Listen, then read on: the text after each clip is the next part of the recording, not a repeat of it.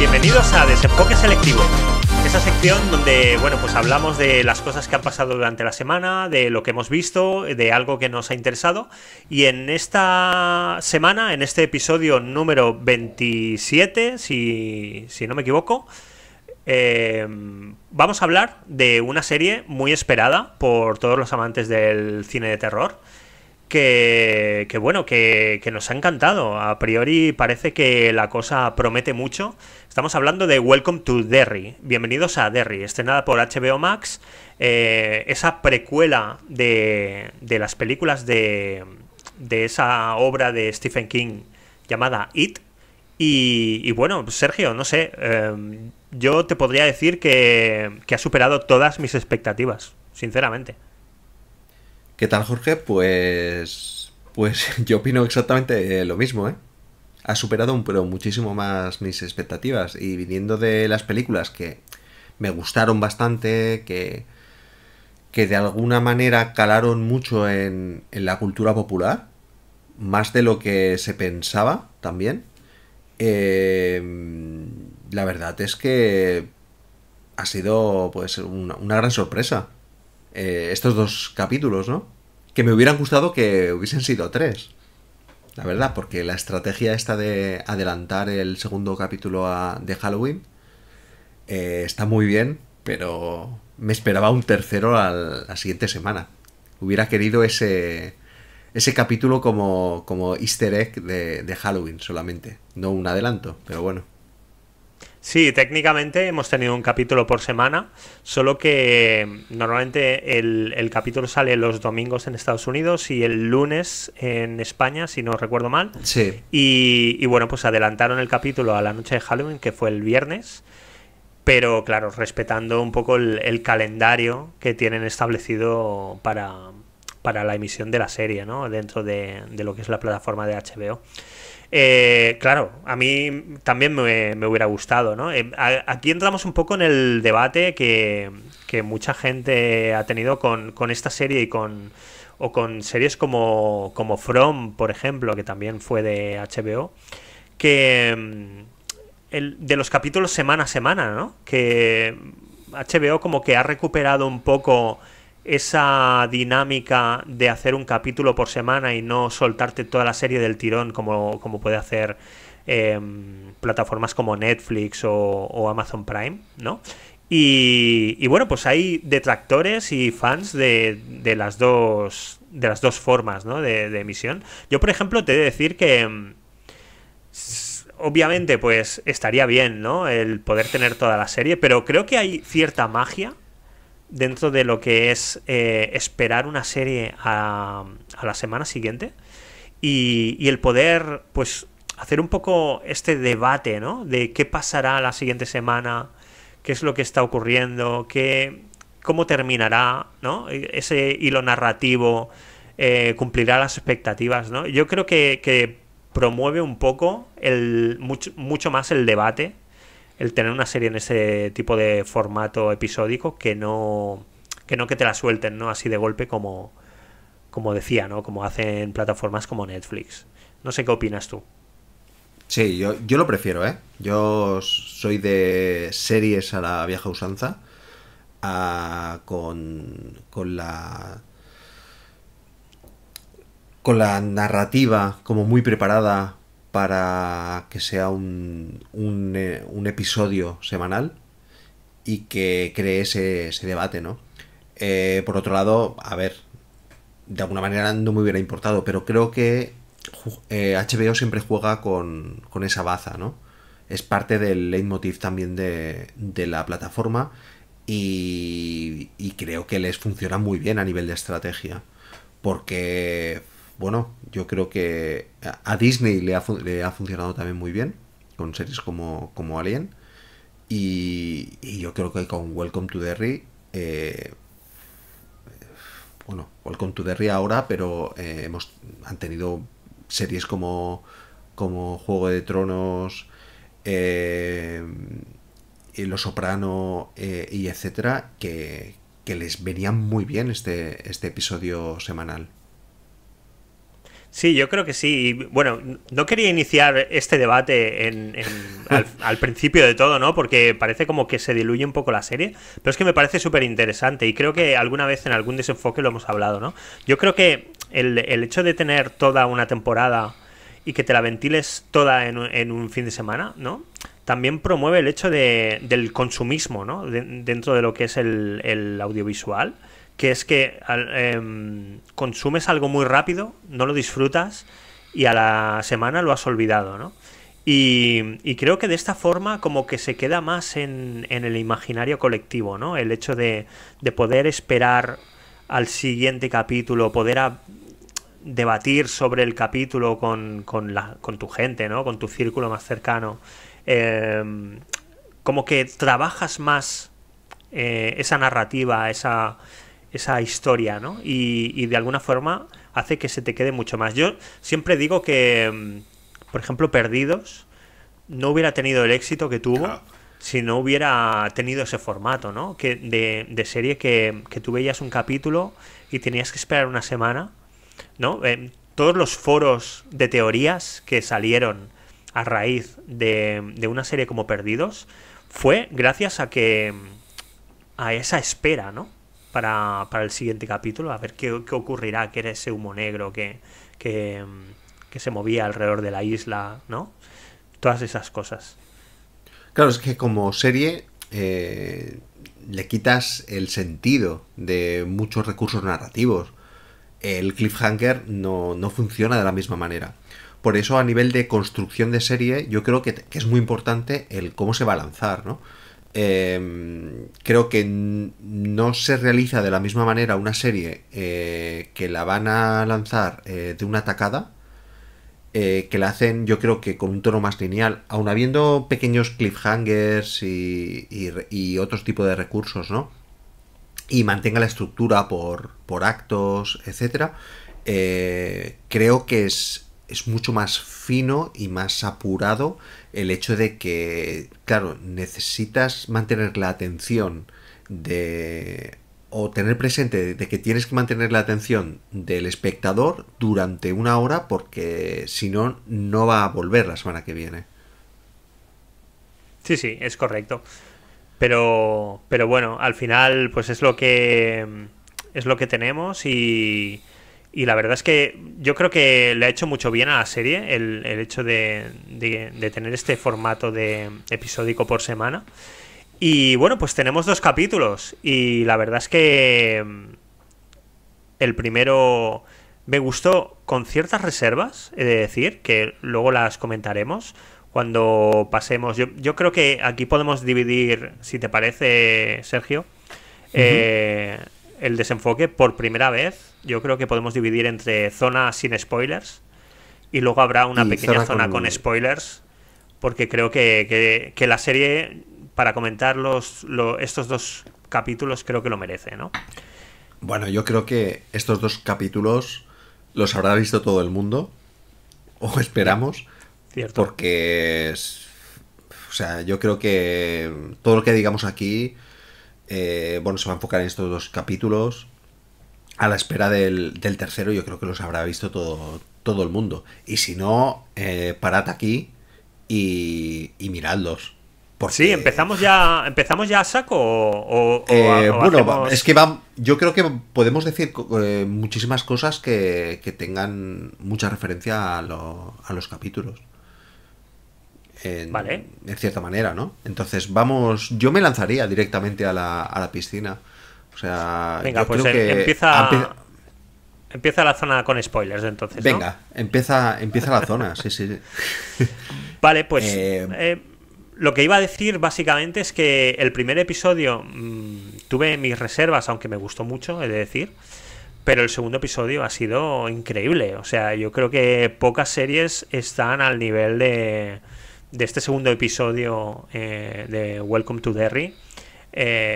Pocas series están a ese nivel de terror, ¿no? Y de puesta en escena y incluso de producción, ¿no? Yo creo que ha sido una cosa que ha sorprendido a muchísimos de nosotros.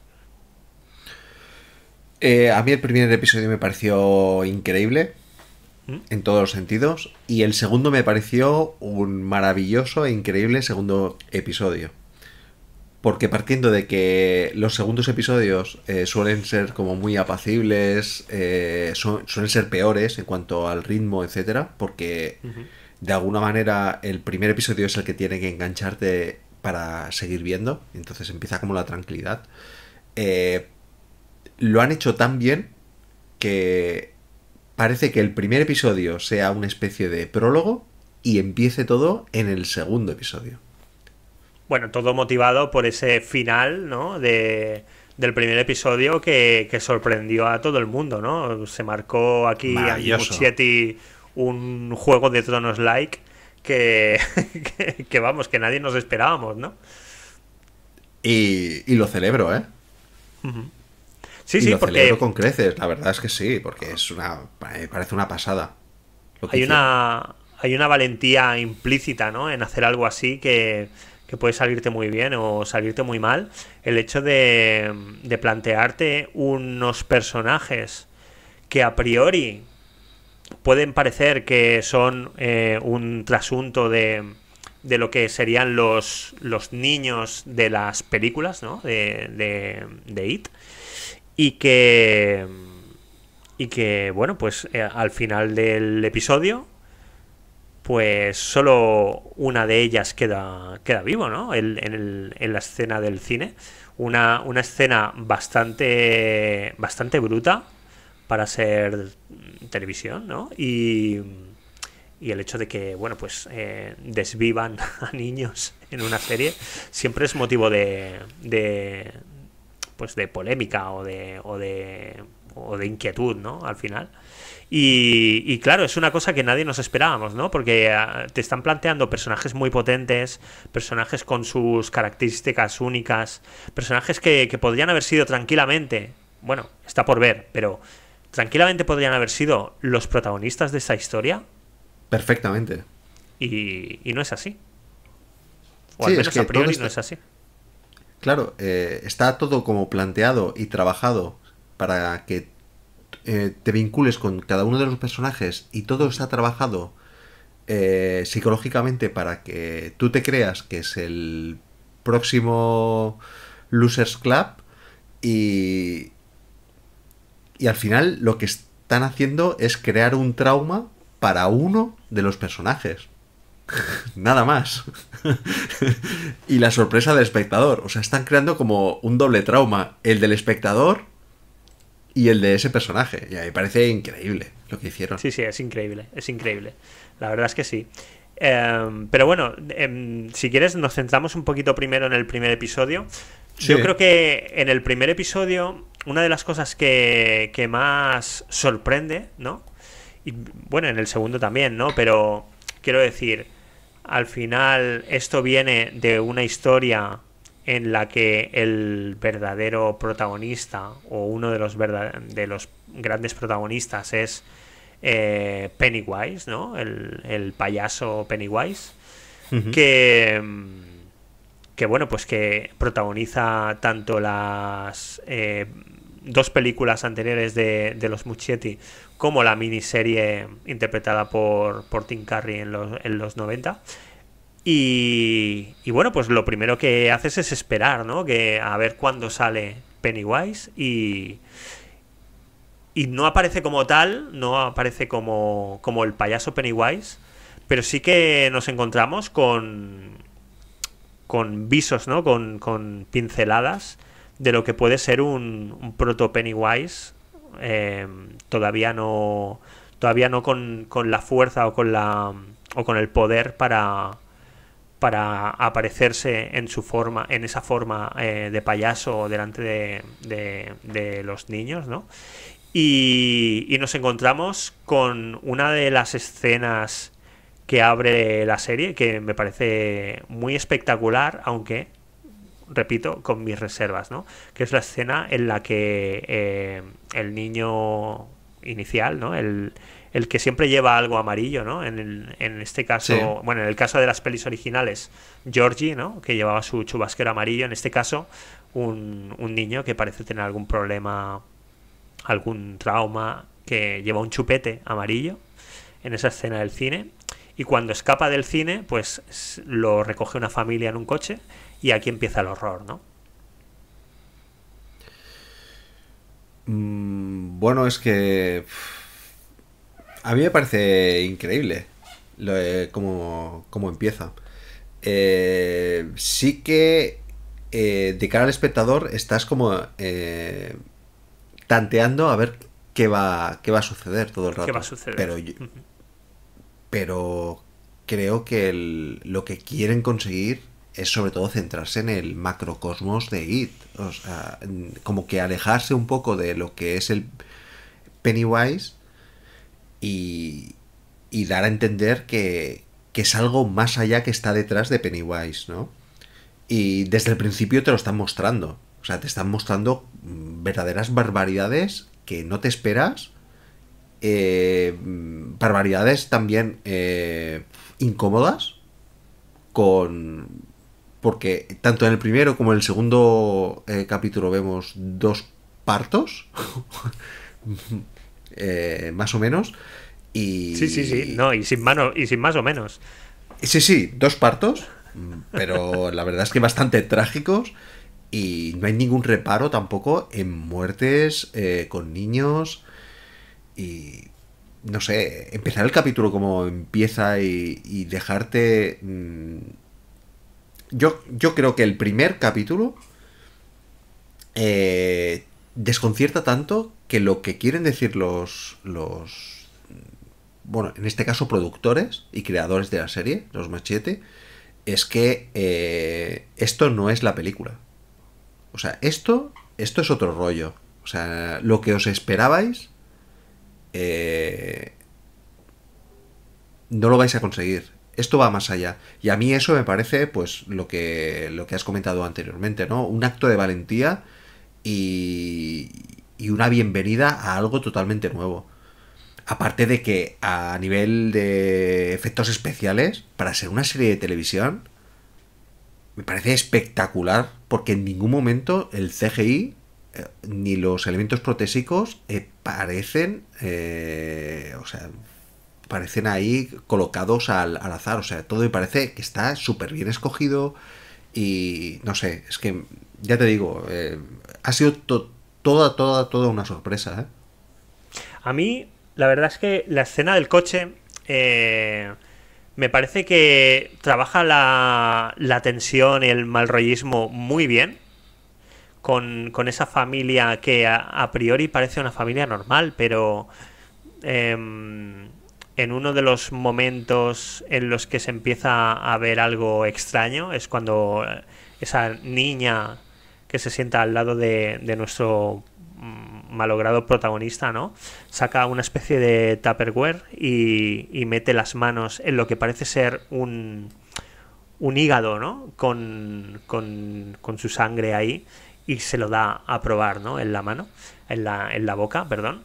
Y ahí empiezas a sentir un poco lo que quieren hacer los Muschietti, ¿no? Con esta serie, que es trabajar un poco el mal rollo, ¿no? No solo el terror en sí, más No, no, visceral, no. sino Exactamente. Es el. el que cada plano, cada imagen en las que salga la criatura, ¿no? O este Pennywise, o bueno, ya veremos más adelante qué es exactamente, pues que lo que te genere sea mal rollo, ¿no? Mal cuerpo, ¿no? Y yo creo que lo trabajan muy bien a nivel de tanto de imagen como de manejo de los tiempos, de la tensión, de todo. Pero lo que me chocó, lo que no me acabó de encajar fue el bebé en CGI. Lo vi como... O sea, entiendo que tiene sentido, ¿no? Porque al final estamos hablando de un parto y a lo mejor lo que te quieren contar un poco es como el nacimiento de nuevo, el renacimiento de Pennywise después de ese ciclo de 27 años, ¿no? Que en los que hiberna. Pero ese bebé alado, ¿no? Diabólico, no me acabó de encajar demasiado, ¿eh? Lo vi un poco fuera de lugar. Bueno, pues a mí me pasó todo lo contrario. porque yo creo que representa súper bien lo que has comentado, lo de que no hay ningún reparo y que va más allá del miedo o de lo que supuestamente nos tenemos que, digamos, tenemos que pensar cómo representa ese miedo. O sea que me parece súper siniestra esa escena, y el hecho de que ese bebé esté totalmente deformado. O sea, está tan deformado que tiene una ala, en la otra no tiene ala. O sea, es inimaginable. O sea, como espectador no te puedes llegar a imaginar algo así, te guste o no, ¿no? Y yo creo que ese es un concepto que trabaja muy bien, de la, digamos, de la esencia IT, ¿no? Después entraremos, supongo, a ver cosas de la novela y demás, aunque sea solo de paso. Pero creo que It tiene un concepto como muy psicoanalítico, ¿no? Muy freudiano. Es más, It es el ello en Freud, ¿no? Y juega todo el rato entre la represión, los traumas infantiles, todo el rato, todo el rato. O sea, es la base de la serie. El yo social me parece que es como súper freudiana. El que esté en el subsuelo, esa especie de macrocosmos, el que se ve a los niños. O sea, me parece que tiene como muchas metáforas como muy freudianas, ¿no? Y el hecho de que incluyan a su vez algo como que vaya más allá de lo siniestro, que es algo que también Freud eh, comenta, que es lo que lo llama él el Das Unschuldig, que es lo siniestro, ¿no? Lo que no te puedes llegar a esperar a ver por lo inquietante que es, ¿no? Y creo que los Muschietti, aparte de las escenas que desconciertan en todo momento, el elemento de esta primera figura totalmente deforme, creo que es un aviso para decirnos de que la esencia va a ser totalmente eh, descacharrante, pero para mal, ¿vale? Y lo vemos después en el segundo capítulo. No sé qué te parece.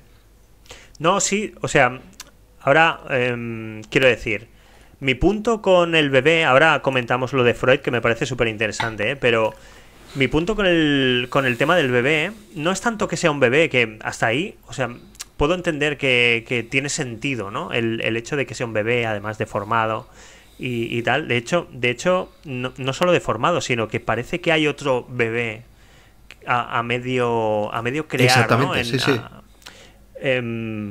Con un bueno, un cuerpo siamés, ¿no? Como tal. Sino que me parece que el CGI ahí no es que sea malo, no es que esté mal hecho, porque está extraordinariamente hecho, pero no crea la sensación que debería crearte. Es decir, es como me recordó salvando mucho las distancias, pero a las criaturas de series como Ash vs Evil Dead, por ejemplo, que son más enfocadas al splatter, ¿no? Que no al generarte el mal rollo que segundos antes te había generado la niña al meter la mano en ese Claro. en ese tupper, ¿no? O por ejemplo, me adelanto un poco, pero la escena de los pepinillos en el segundo capítulo, que me parece que Sí, ahí el sí. CGI sí que trabaja el mal rollo y No, lo hace no, muy ahí, bien. ahí sí, ahí sí. Ahí. Totalmente de Pero acuerdo. pero sin embargo, en este primer capítulo, ese bebé como que no crea el efecto que ha creado, por ejemplo, pues otras escenas de de mal rollismo, ¿no? Sí, Entonces, me gusta porque se ve de calidad, pero creo que igual se tendría que haber trabajado un poco más esa criatura. O sea, dicho sea de paso, que me parece una escena extraordinaria y que al final, pues, la serie es increíble, ¿eh? O sea, eso no le quita ni el más mínimo atisbo de valor al capítulo, ¿eh? Pero sí que me pareció eso, que le faltaba un poco de malrollismo. Y si quieres comento un poco por encima lo que has dicho de Freud, creo que estoy muy de acuerdo contigo en el hecho de que es una serie muy psicoanalítica, porque precisamente una de las cosas que le dan poder a Pennywise, ¿no?, es alimentarse del miedo de sus víctimas, Exactamente. ¿no? Y ese miedo es el que trabaja durante toda la saga, ¿no? Vemos en la primera, en la miniserie, ¿no?, de los 90, escenas como la de la niña en el baño y que en el desagüe del lavamanos, pues un globo se hincha y la impregna de sangre, ¿no? O por ejemplo la escena del restaurante chino, que me parece una de las mejores escenas de la miniserie, en la que, bueno, pues empiezan a salir ciertas criaturas, ¿no?, y como ojos y como dedos y orejas que se mueven y tal en la mesa, pero en realidad lo están viendo ellos. Es el miedo que les produce el payaso lo que les hace ver esas cosas, ¿no? Porque en realidad no, eso solo lo ven ellos, no está ocurriendo de verdad. En las películas de los Muschietti también pasaba, ¿no? Y en esta serie también lo vemos, ¿no? Que de hecho en esta serie lo vemos todavía más brutal, porque estamos viendo como que ese terror, ese miedo, es incluso más real que en las películas, ¿no? Porque en la escena del cine, pues los niños, casi todos los niños, pues acaban mal. Cosa que en las otras películas, pues simplemente hubiera sido una visión del terror que tienen, ¿no? Y hubiera pasado y ya está, ¿no? Entonces me parece muy interesante esa conexión que haces con Freud, porque realmente veo que tiene sentido, ¿no? Que es así, que es una serie que trabaja mucho sobre los traumas infantiles, la relación con los adultos, la relación con el yo adulto al final, ¿no? Sí, claro. Y esos miedos. Claro, es que la segunda parte de la novela básicamente es el resolver ese trauma que tienen ya después en adultos, que tuvieron de jóvenes. O sea, el enfrentar el trauma, ¿no? Exactamente. O sea, yo creo que It es básicamente eso. También el hecho de que la sociedad, como que dentro de este macrocosmos de It, ¿no?, que le resulta indiferente la violencia en Derry, ¿no? Claro, todo es como muy psicoanalítico. De hecho, yo lo veo como una metáfora del mundo actual, ¿no? Porque al final exactamente. Tú ves que en Derry hay cierta pasividad, ¿no?, con la violencia. Es como que hay una escena que en el segundo capítulo, pues que dos niños están pegando a un tercero en la calle y pasan los adultos y no hacen absolutamente nada, ¿no? Y una persona que está fuera de lo que es Derry, ¿no?, de esa maldad ya asimilada y asumida como algo normal, pues va a separarlos, ¿no? Porque encuentra que es una barbaridad que estén pegándole esa paliza y que nadie haga nada, ¿no? Y yo creo que es una metáfora muy, muy consciente de cómo nos acostumbramos a la violencia actualmente. Cómo podemos ver países que están cometiendo atrocidades y que lo vemos desde la frialdad de nuestra casa y que no nos importa. O que, peor aún, que hacemos que nos importa, pero en realidad no nos importa. No nos importa, exactamente. Y todo es como muy, muy social, ¿no? Y se ve perfectamente en el segundo episodio. O sea, todos los habitantes de Derry se comportan de eso. ¿Por qué? Porque son parte de un pueblo, de una sociedad, ¿no? Cada uno tiene su función como pueblo, ¿no? La única que se da cuenta es la persona que viene de fuera, la que no está integrada todavía en la sociedad, ¿no? Sí, sí, tal cual. Y luego ya, pues más dentro de lo que es el lore, ¿no? Exactamente. De la novela de Stephen King, pues obviamente en Derry hay algo cada 27 años que se despierta y genera esa maldad, ¿no? Dentro de la que se contagian todos los habitantes de Derry, ¿no? Lo podemos ver en los primeros instantes de la novela, que yo no me la he leído, pero sí que la estoy empezando. Hacía mucho tiempo que la tenía Yo pendiente tampoco. y tenía muchas ganas de afrontarla. Y en la primera escena lo ves, ¿no? Como hay un... De repente hay un asesinato homofóbico, ¿no? Por dos chicos pues que están paseando juntos por la ciudad, ¿no? Y cómo lo tiran en una escena muy cruel y muy cruenta al río sin ningún tipo de remordimiento, ¿no?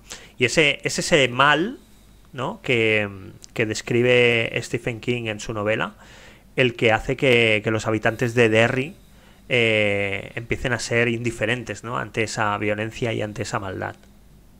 Claro, es el mal social, ¿no? Que, como has dicho, que crea indiferencia. Al final estás tan expuesto a ese mal que al final te es indiferente, ¿no? Es una crítica social, pero máxima. Y también es como da a entender también otras películas y otras obras que han salido bueno, que han salido estos años, pero por ejemplo que no tendrían sentido sin It. Y ahora, ya no viendo las películas, ¿no? Sino viendo la serie y cómo está realizada, y ya no solo en cómo está, en el contexto en el que está, ¿no? Que es como muy crítica a la sociedad americana, etcétera. Pero ves películas como Weapons que beben muchísimo de It, pero muchísimo. O sea, estás viendo la serie y dices, es que esto parece Weapons en cierta manera, ¿no? Cómo se comportan los niños, la importancia que tienen, la maldad, o películas como Smile también, ¿no? Que utilizan también esa crítica social para explicar los miedos. Yo creo que es una tendencia, dentro bueno, pues del cine de terror actual, el utilizarlo, a mí me encanta, pero utilizarlo para la crítica social, ¿no? Venimos de unas épocas, ¿no? En la que los géneros en el cine y en las series y incluso en la literatura, pero sobre todo cine y series, que es mucho más masivo, venimos de esa época en la que los géneros estaban mucho más eh, distanciados, ¿no? Hmm. Eran mucho más su cosa. Y ahora estamos viviendo una época en la que la fusión de géneros es algo habitual. Vemos series pues eso, que trabajan mucho el fantástico con la crítica social, ¿no? Series como Black Mirror o series incluso como Welcome to Derry, ¿no? Que hablábamos un poco de esa crítica a la indiferencia, ¿no? Por la violencia. O películas o series incluso. Mira, voy a nombrar a uno de mis directores favoritos, que es Mike Flanagan, Ujú. con La mansión de Hill House, ¿no? Que al final Sí, sí, sí. te está poniendo, eso es muy de Flanagan, te está poniendo una historia de terror romántico, ¿no? Del romanticismo, que es la típica historia clásica de mansión encantada, pero le da una vuelta de tuerca para mostrarte un drama familiar brutal, atroz. Entonces, yo creo que estamos viviendo esa época y yo me alegro muchísimo, porque eso enriquece mucho más a las historias. Y creo que también eso bebe un poco de la sociedad en la que vivimos, ¿no? Cada vez las cosas son más cercanas a la distopía, ¿no? Vivimos un Sí, sí, mundo, sí. una época muy jodida, ¿no? Perdonadme un poco la expresión, pero yo creo que esa época distópica que estamos viviendo también influye en la cultura, influye Sí, en las sí, obras tanto. y influye Al, en las narrativas, ¿no? que utilizan estas series y estas películas. al final, las obras de arte, entre ellas el cine, al final no dejan de ser un reflejo de la sociedad en la que vivimos, ¿no? Igual vemos algo como muy cercano y no nos damos no, no caemos tan en la cuenta de lo que estamos viendo, pero cuando nos alejamos en el tiempo nos impactamos, ¿no? Por ejemplo, pues el impacto que tuvo a nivel social. Sí, estoy totalmente de acuerdo con lo que dices, pero aún más allá de la crítica social es también el hecho de que sean también como muy americanas en esa crítica social, ¿no? El que se recurra también al pueblo, a la sociedad, y a aspectos como la maldad o a la infancia, ¿no? Como en estas dos pelis que te he comentado, ¿no? Que ya te digo, o sea, yo estaba viendo el segundo episodio de Welcome to Derry y había momentos que me recordaban a Weapons, pero totalmente. La escena del Weapons y Smile, la escena del supermercado, por ejemplo, me pareció pero fantástica. Y siempre, pues he encontrado esa pequeña referencia, ¿no? Totalmente alejados unas obras con otras, porque cada una tiene su enfoque y su crítica social y su bueno, pues, su manera de su narrativa, ¿no? Pero encuentras como similitudes, paralelismos que dices, beben muchísimo de It. Bueno, que al final es el mundo de Stephen King, ¿no? Sí, claro, eso te iba a decir yo, que al final todo eso también, o sea, viene de la novela, ¿no? Entonces, ahí ves también lo adelantado que estaba Stephen King, o todo lo que ha aportado, ¿no? Digamos, a la cultura del terror, ¿no? Que hasta, bueno, pues todos o casi todos los autores han bebido un poco de King, ¿no? En este sentido. Entonces, yo creo que esa influencia está ahí, y está para varias generaciones, yo diría, Claro. que han bebido de esa influencia de Stephen King para con el terror, ¿no? Fíjate que has nombrado la escena del supermercado y creo que podría decirte que es una de las escenas más malrolleras que yo he visto en mucho tiempo en ninguna serie. Sí, sí, Porque está muy bien hecha. esa escena no solo es malrollera por la parte del terror, ¿no? O por la parte del fantástico, de que la niña tiene ese trauma, ¿no? De que su padre trabajaba en una fábrica de pepinillos y murió cayéndose a las máquinas y tal, y de repente te aparezca la cabeza del padre dentro de un tarro de pepinillos, ¿no? Y muy bien hecha. Muy Es que bien no sé hecha, cómo han hecho, claro. no sé cómo han hecho eso, pero yo estaba viendo esa escena y creo que la vi 3 o 4 veces porque dije, esto es, bueno, como dicen, ¿no? Esto es fantasía. Me parece una locura cómo han hecho eso en una serie de televisión. Bueno, lo que hablábamos antes, ¿no? Que estamos hablando de CGI trabajando para el mal rollo, ¿no? Cosa que en la escena del bebé, pues como decía, no, yo considero que no ocurre, ¿no? Pero en este caso sí, en este caso es una escena que está muy bien medida, ¿no? Trabaja mucho al principio con el suspense y con el ojo que va a ocurrir algo y no sé qué va a ocurrir. Trabaja mucho con el mal rollo antes de que ocurra lo del tarro de pepinillos, porque vemos a la niña caminar por los pasillos y vemos a la gente del supermercado cómo la está mirando de forma extraña.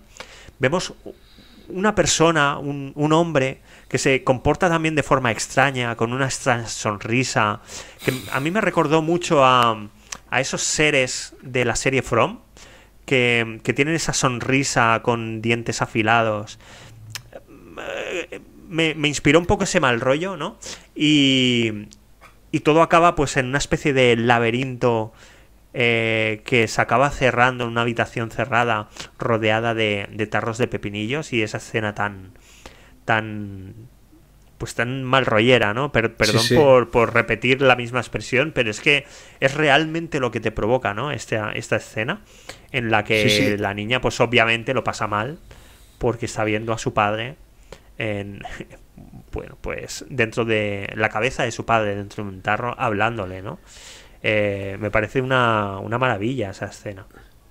Y juega totalmente con esos tonos entre lo que has dicho, esas sonrisas tan artificiales de lo que supuestamente tendría que ser el American Dream, con todos esos colores, que después hablaremos de los colores, pero me parecen pero unas decisiones en la serie, porque mantienen todo el rato el color rojo, están en casi todas las escenas.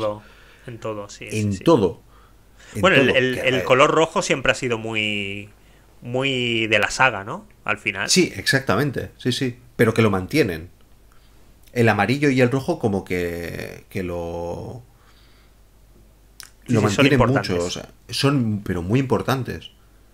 En la escena del cine, por ejemplo, o sea, parece que lo, reiteran muchísimo, ¿no? Y con lo que tú decías del principio, en la primera vez que lo vi, me pareció, sentí exactamente lo mismo que tú. Que cuando vi esa figura dije, buf, no me acaba de convencer. Pero me dejó pensativo y creo que juega mucho con lo excesivo.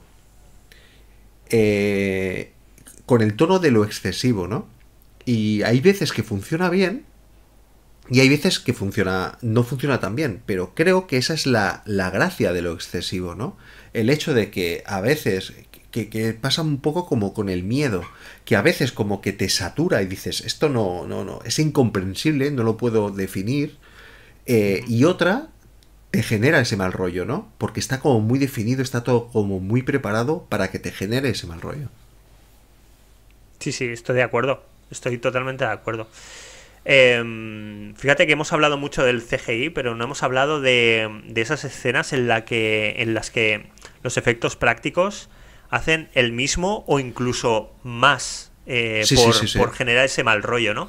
Estoy recordando la escena en la que el niño de la familia judía, su padre le explica que, bueno, pues que los nazis hacían lámparas, ¿no? Con la piel de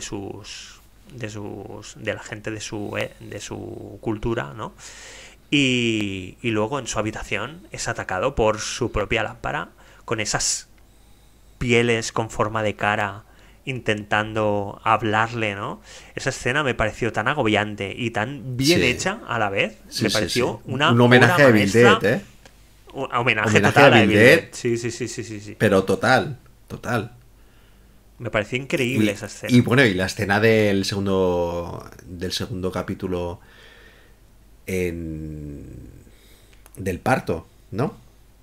Que, que está en la cama, la escena de la cama, está súper bien hecha y no hay tampoco tanto CGI como parece, ¿eh? No, no, es que no, yo creo que hay muy poquito, ¿eh? Porque de hecho la criatura, ¿no? Por decirlo de alguna manera, esa barriga que... Bueno, ese útero, ¿no? Que se abre con dientes para comerse a la niña, ¿no? Y todas las crueldades que le dice la criatura a la niña, ¿no? Porque esa criatura se supone que es su madre que murió en el parto, ¿no? Y le está diciendo que murió por culpa de ella, ¿no? Pues esa escena yo creo que recuerda a las mejores pelis de Peter Jackson, ¿eh?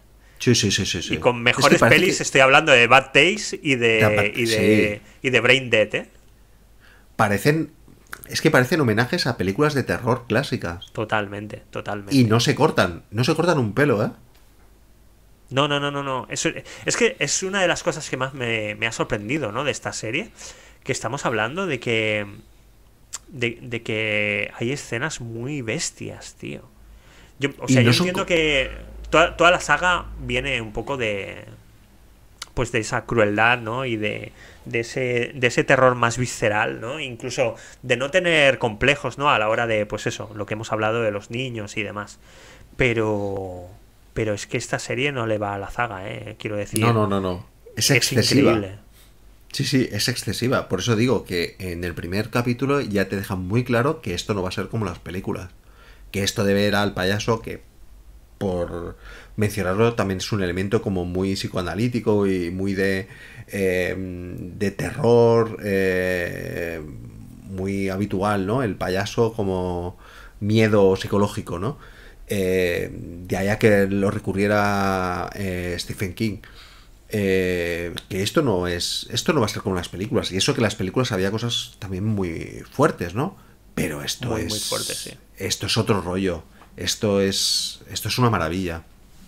Bueno, tan maravilla que es que yo creo que HBO está encantadísima porque ha sido creo que ha sido el tercer episodio más visto en la historia de la plataforma, el primero. Fíjate. Pues el primero está dirigido por Andy Muschietti, ¿eh? No solo productor de la serie. Ha dirigido algunos capítulos. Sí, sí, sí, sí, sí. A ver, yo creo que aquí Muschietti también está tirando un poco pues de lo que siempre había querido hacer, ¿no? A nivel de efectos prácticos y demás. Y ha visto la oportunidad perfecta. El hecho de que HBO haya confiado en ellos para hacer la precuela de sus películas, ¿no? Que era mucho más arriesgada, ¿no? Porque al final las películas, la saga de películas, vienes de una novela, tienes esa historia ya creada, puedes cambiarla, puedes variarla un poco, pero al final tienes ahí la obra original en la que te puedes apoyar, ¿no? Pero esta precuela en la que, bueno, pues todo tiene que crearse, ¿no? Y tienes que crear una atención por parte del público y que de hecho creo que lo están haciendo muy bien, ¿no? Porque te están creando ya no solo el hecho de la expectativa de ver a Pennywise y de ver cómo lo hace pasar mal a los niños protagonistas y demás, sino que hay una trama que promete mucho, ¿no? Y de la que todavía no nos han contado mucho. Sí, que sí, es sí. la trama de eso que están buscando los militares, ¿no? En la excavación que están... Bueno, pues donde están excavando. Y que con ápices aparece en el final de... O empieza a aparecer algo en el final del segundo capítulo. Pero hay un aspecto que me resulta como muy Lindelof. Y me desconcierta aún más. O sea, ya me desconcierta mucho la serie, pero hay un aspecto como muy Lindelof. Porque... digamos que la serie se va... Bueno, han dicho que se va a separar en tres temporadas. Han dicho que si funciona bien, habrá una segunda temporada y una tercera. ¿No es así, Jorge? Sí, que se basan como en los ciclos de Pennywise, pero yendo hacia atrás en el tiempo, ¿no? Pero yendo hacia atrás en el tiempo. Entonces, ahora no sé, creo que es el 62. Creo que es el 62. Y la Sí. otra, no La sé, otra será en el 30 y finales del 30. Exactamente, y la Y la anterior otra será a principios de siglo. Exactamente. Vale. Claro, la historia original es la trama principal de la novela. Pero en la novela hay como diferentes interludios que te explican pues lo que, de alguna manera, el lore y el macrocosmos de lo que es It, de lo que, aparte de la historia del Losers Club. Entonces, hay diferentes interludios que hacen una especie de como tal, interludios a la historia principal. Pero ellos, los Muschietti, cogen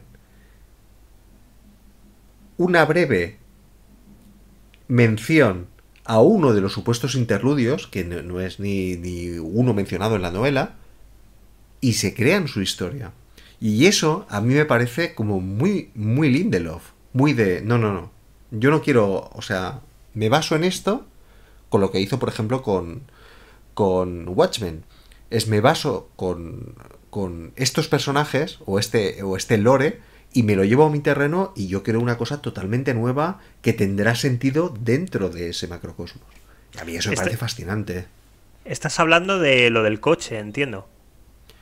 Estoy hablando de todo lo que sucede en esta temporada, porque en esta temporada es en 1962. O sea, lo de los militares, ¿no? Lo de los militares, quieres decir. Claro, digamos que vale. En el libro, los diferentes interludios, los tengo aquí apuntados, son en 1906, después una en 1929 y otra en 1985. Vale. Y entre ellas, pues hay diferentes historias, hay un incendio, hay casos como de, pues de racismo, etcétera, ¿no? Y ellos cogen como pequeñas cosas que aparecen de alguna manera en este interludio que sí que se menciona, digamos, en la novela, pero muy brevemente, que es lo que pasa en el 62, ¿no? Vale, vale, vale, vale. Pues ves, mira, eso no lo sabía. Estoy, ya te digo, estoy muy al principio de la novela. Quiero seguir adelante porque bueno, es de estas cosas que como que tienes la espina clavada, ¿no? De que tienes que hacerlo, pero no encuentras el momento. Y ahora con la serie, pues he visto el momento perfecto Claro. para empezar, ¿no?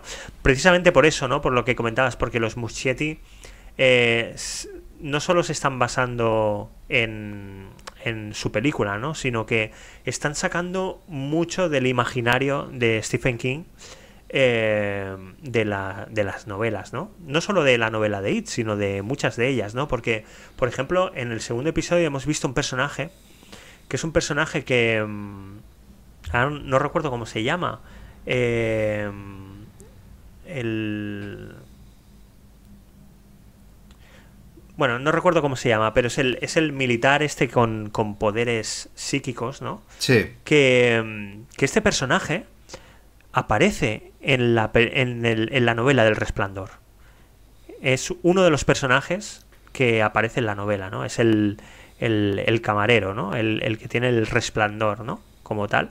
Y, y a raíz de ver esto y de investigar un poquito, me he dado cuenta que Stephen King inventó el multiverso mucho antes Claro. que Sí, nadie, sí, ¿no? claro.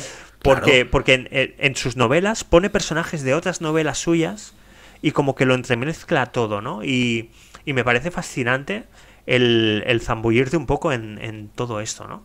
Y es una de las cosas que a mí se me habían escapado, ¿no? De Stephen King. Y como tú muy bien indicabas bueno, lo hablábamos fuera de cámara, ¿no?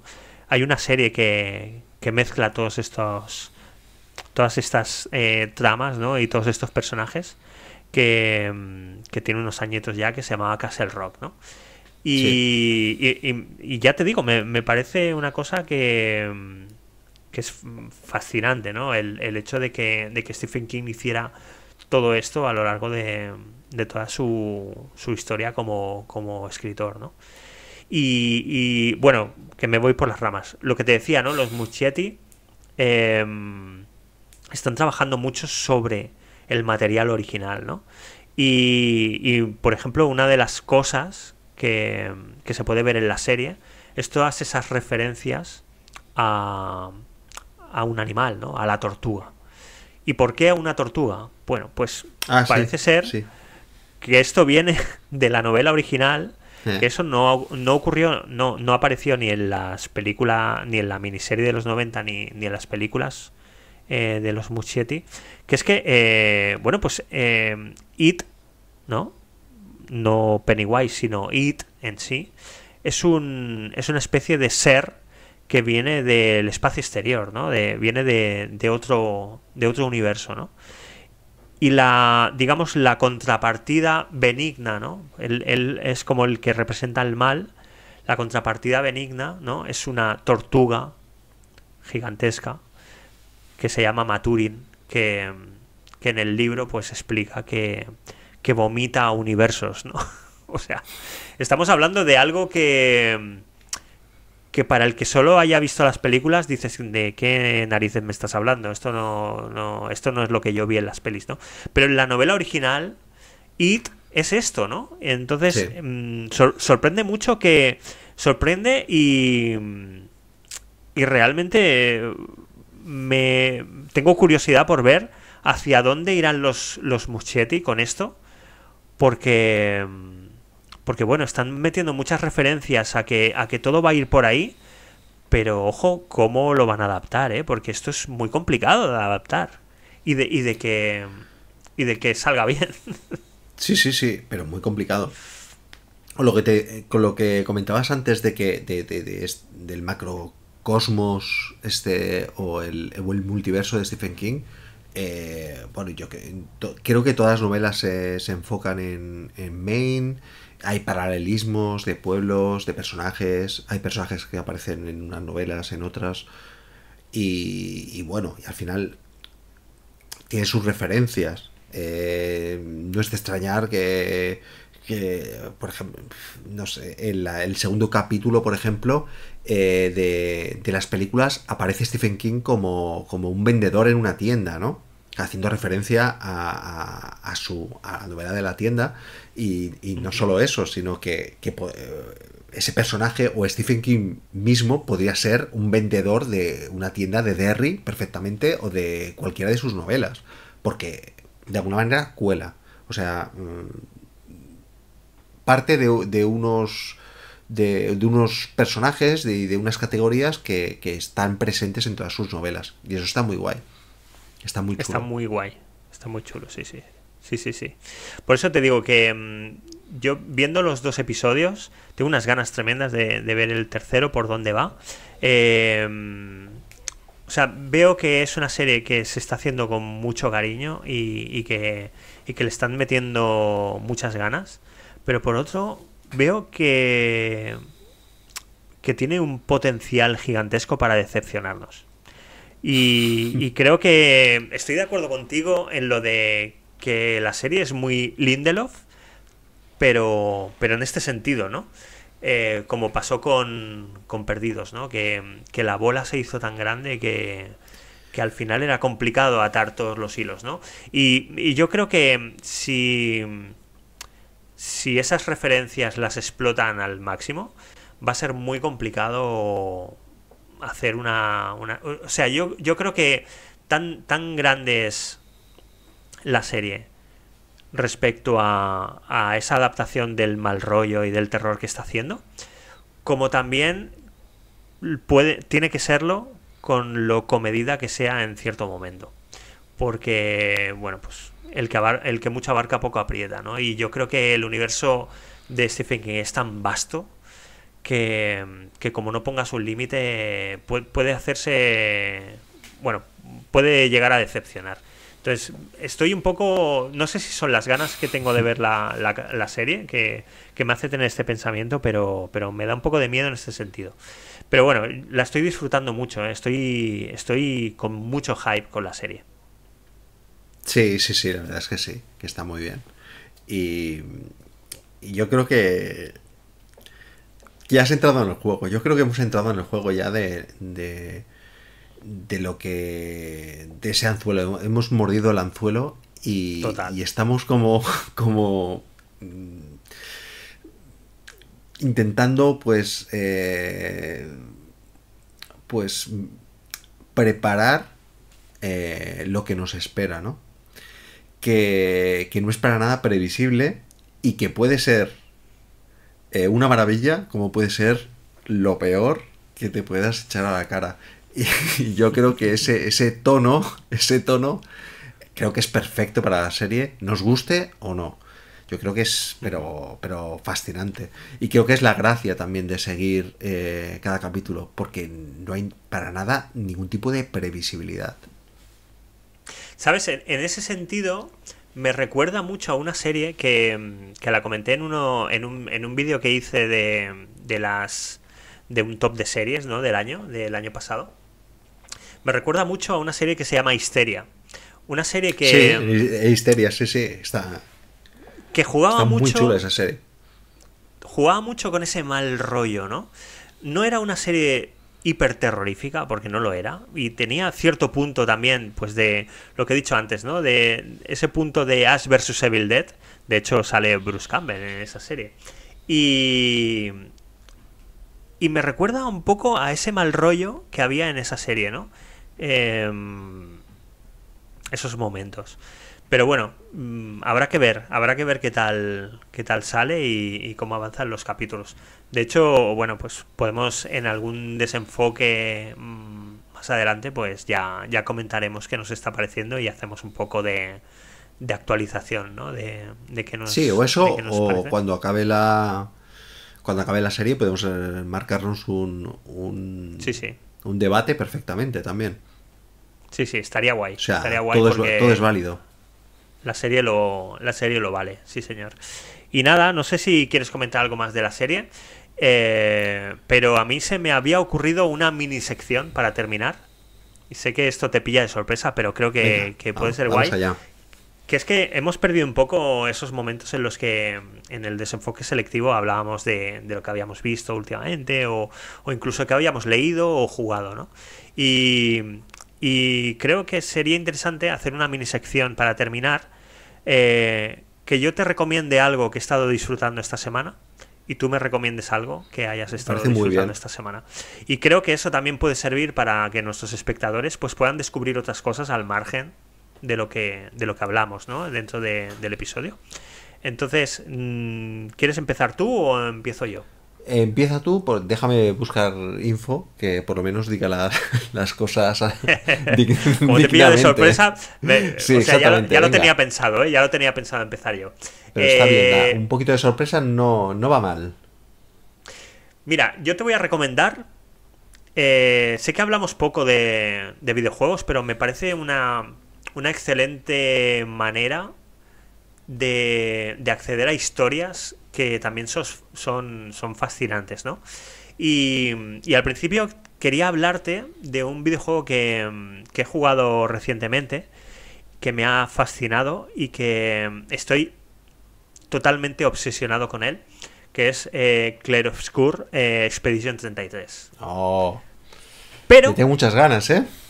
pero, no voy a hablar de él, porque esta semana he empezado a jugar a un juego que me ha fascinado, me ha vuelto loco.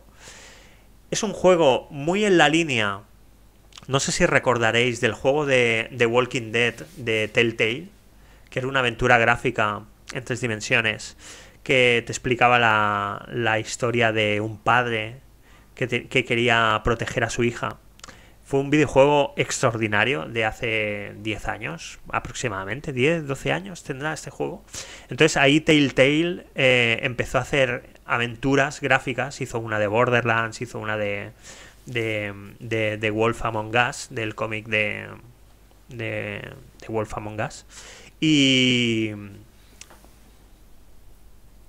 y este mes ha salido un juego que va muy en la línea de estas aventuras y que está desarrollado por un estudio que tiene antiguos trabajadores de Telltale. Estoy hablando de Dispatch.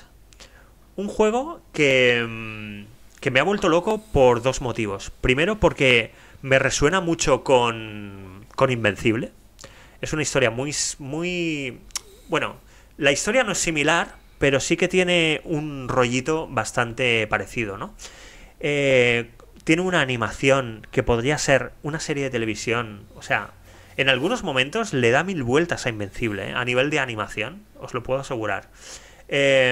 Cuenta una historia muy interesante, que es la historia de Robert Robinson, que es un superhéroe que no tiene poderes, pero que tiene un robot con el cual lucha contra los villanos, ¿no?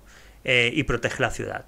Y lo hace por puro altruismo, porque pues directamente pues él decide hacer esa función, ¿no? Y gastarse muchísimo dinero, ¿no? en crear ese robot y defender a la ciudad. Pero también lo hace porque es una tradición familiar. Él es Robert Robertson III, ¿no? Lo hizo su padre con otro robot y lo hizo su abuelo, ¿no? Entonces, el juego empieza tú luchando contra un villano, contra Toxic Man, o Toxic Boy creo que es. Y bueno, pues te destruyen el robot, ¿no? Y acabas pues dando una rueda de prensa diciendo que pues que te retiras de superhéroe porque ya no tienes dinero, te has arruinado y no puedes arreglar el robot con el que... Entonces la prensa es un poco crítica contigo y acabas pues en un bar pues súper deprimido y que no sabes hacer con tu vida, ¿no? Y ahí bueno, te encuentras con... La vida te cruza con Chica Maravilla y te propone digamos, gestionar una empresa que se dedica a reformar villanos para convertirlos en superhéroes y que aporten a la sociedad, ¿no? Y a partir de ahí, pues empieza una trama súper interesante. Una trama que está muy adulta, por cierto. Me ha parecido el primer y el segundo episodio me han parecido una pasada. A nivel de guión, a nivel de historia, a nivel de diálogos. Los diálogos son increíbles. Tienes toma de decisiones. La parte en la que gestionas los villanos es un tramo de gestión que está muy divertido. Está muy guay. Hay puzzles también. Y me parece una absoluta maravilla. Os estaremos poniendo imágenes del juego aquí, seguramente, para que veáis un poco lo que os he hablado de la animación. La animación me parece soberbia. Y el juego no tiene tapujos, ¿vale? En mostrar tanto el lenguaje adulto como desnudos, como una trama adulta, ¿no? Y me parece muy, muy, muy chulo. La verdad es que ha sido una gran sorpresa. No me esperaba para nada estar jugando a algo así. Y te lo recomiendo muchísimo, Sergio, tanto a ti como a nuestros seguidores. Es una absoluta maravilla. Dispatch se llama. Pues lo apuntaré y lo probaré. Claro está. Y además, déjame decirte una cosa más, ya para terminar. Justamente relacionándolo con el principio del podcast que hemos hablado, que es que está siendo un juego episódico. Es decir, cada semana salen 2 episodios. Y qué chulo. ahora... Qué bien. Ahora han acabado de publicar el 5º y el 6º y faltan el 7º y el 8º que saldrán la semana que viene. Sí, la semana que viene. O sea que también crea ese hype del que hablábamos al principio, ¿no? Y está muy bueno. Qué bien, qué bien. Pues mira, yo te voy a hacer 2 recomendaciones, así en plan por encima, tampoco no me voy a extender mucho. La primera es un videojuego, ya sabes por dónde voy a ir. Me he acabado hace nada Death Stranding 2, empecé el Director's Cut, me lo pasé de una tacada y una vez me lo pasé, que ya lo había empezado, he empezado la segunda parte. Bueno, muchísimo mejor que la primera. A nivel de storytelling y de Hideo Kojima me parece algo, no sé, un artista en toda regla. O sea, te puede gustar más o menos a nivel jugable el juego, pero la historia que te cuenta, que no tiene ninguna consistencia por ningún lado, pero te mantiene o sea, sí, es que o sea, no sabes ni de lo que te está explicando, pero da igual, o sea, tú lo flipas, porque cada vez o sea, te sacan cosas como de la manguísima. Sale George Miller pilotando una nave que es espectacular, el Fanning, que lo hace fantástico también, personajes de la primera parte como Guillermo del Toro, Nicolas Reading Wade, bueno, y es un juego que digo yo que Metal Gear, ¿eh? Esas referencias a Metal Gear. Referencias a Metal Gear, referencias a Metal Gear, alguna que otra crítica a Konami. A Solid Snake. Por todo lo que pasó en su Metal Gear 5 y cómo lo echaron de la compañía. Espectacular. O sea, creo que es una experiencia sensorial más que un videojuego. Porque como videojuego la verdad es que no deja de ser, pues eso, un juego de tienes que ir de X a Y a llevar un paquete y ya está, y te vas encontrando gente pero la toma de decisiones respecto a eso pues hace que lo que yo llamo que es el juego de la vida definitivo. Antes de tener un Death Stranding era un Shenmue y ahora creo que es un Death Stranding porque llega un momento en que lo encuentras todo tan absurdo como la vida y tan bonito como la vida y tienes que tomar una decisión continuamente para llegar hacia un lado en el que no sabes qué va a suceder. O sea, me ha parecido maravillosa y un final muy Kojima, con las Kojimadas de siempre, absurdas y que no tienen soberbias en todos los sentidos y deleznables también para alguno. A mí me parecen maravillas. Esto por un lado, Death Stranding 2, y después una novela que me estoy leyendo, que te la recomiendo mucho, Jorge, y a los que nos estáis viendo, que es la adaptación homónima de la película de Peter Weir, de Picnic en Hacking Rock. La novela está editada por Impedimenta Editorial. Ahora ha salido una edición súper bonita en sus aerolitos. Y bueno, explica una historia así como en la que en la celebración de un San Valentín desaparecen pues unas estudiantes y hay como, bueno, es una historia maravillosa con toques como muy victorianos y es increíble. La novela es increíble pero para mí es más increíble la novela, creo que es de Joan Lindsay, y la película de Peter Weir me parece una obra maestra en todos los sentidos. Una pregunta te quiero hacer. ¿Se titula igual la novela? Sí. Sí. Vale. Se titula igual. Pues sí, mira, sí. ya la buscaré, tío. Picnic porque la película a mí me Rock. flipa, me parece increíble la película. Pues eso. Peli que está ambientada también en Australia, como la novela, y está muy guay. Hay una serie que hicieron en el 2018 que ampliaba el lore, que no está mal, pero claro, no se puede comparar a la película de Peter Weir. No la vi. Es interesante. Pues qué bien, tío, qué bien. Las recomendaciones buenísimas. Fíjate que Death Stranding 2... o sea, estabas hablando un poco de eso, ¿no? De que al final son Kojimadas y que no estás entendiendo nada, pero estás disfrutando como un niño. Y yo creo que Kojima tiene mucho de eso, ¿no? En sus juegos son un poco... Sobre todo Death Stranding. La saga de Death Stranding tiene eso, ¿no? Tiene mucho de disfrute y de placer culpable un poco también, ¿eh? Porque... es un poco como esas películas. Fíjate, la referencia, tío. También con Solid Snake. Me recuerda mucho a Rescate en Nueva York, tío. Sí, claro, que está basado en eso. Porque es una película. O sea, la primera, Rescate. Sí. No, la de 1997, sí.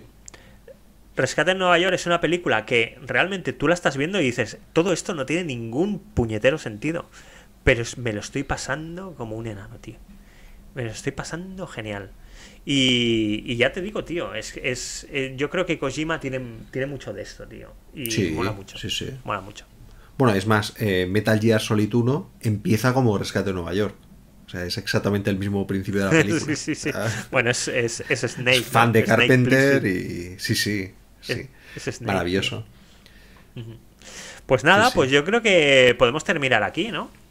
Sí. Yo creo que... Bueno, ya para finalizar, comentar que hace muy poco también, que justamente me lo pasaste tú y lo comentamos, que Kojima, es bastante habitual en que, es recurrente en sus redes sociales, de ver películas, de estar con gente famosa y demás, y hace muy poco estuvo con el director Oliver Laxe de Sirat, y que le gustó mucho la película y se hizo sus respectivas fotografías, y la verdad es que está guay, que bueno, le gusta bastante el cine nacional, el cine español, y bueno, que está guay también que aparezcan estos... Y todo nuestro apoyo a Sirat de cara a los Oscars, porque yo creo que es una película que... Es una película que no se puede contar nada de la película, pero es una película que te impacta de una manera que no sales igual de la sala. O sea, es algo para vivir. Es algo para vivir. Yo creo que Sirat merece... Como mínimo merece estar ahí. Yo no sé si merece el Oscar a Mejor Película, pero merece estar ahí. Por lo menos merece estar ahí, sí.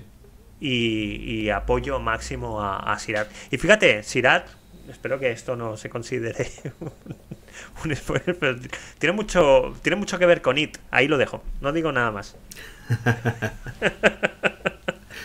Al final hemos ahí cerrado el círculo. Hemos cerrado el círculo. Sí, sí, sí. Así que nada, bueno, pues nada, yo creo que aquí podemos despedir, Sergio. No sé qué te parece. Sí, despedimos ya. Así que nada más. Esperamos que os haya gustado este capítulo, este nuevo desenfoque, enfocado en Welcome to Derry y en It, que pensábamos que no nos iba a dar y al final nos ha faltado tiempo para contar cosas, como Sí, siempre, la verdad es que sí. la verdad. Mm. Y nada, como ya sabéis, pues si le dais like, si os ha gustado el vídeo, pues podéis compartirlo y podéis comentar absolutamente lo que os dé la gana. Y nada más, nos vemos dentro de muy poco en otro desenfoque o en un debate. Así que pasadlo muy bien. Disfrutad. Muchas gracias. Gracias por todo. Adiós. Chao.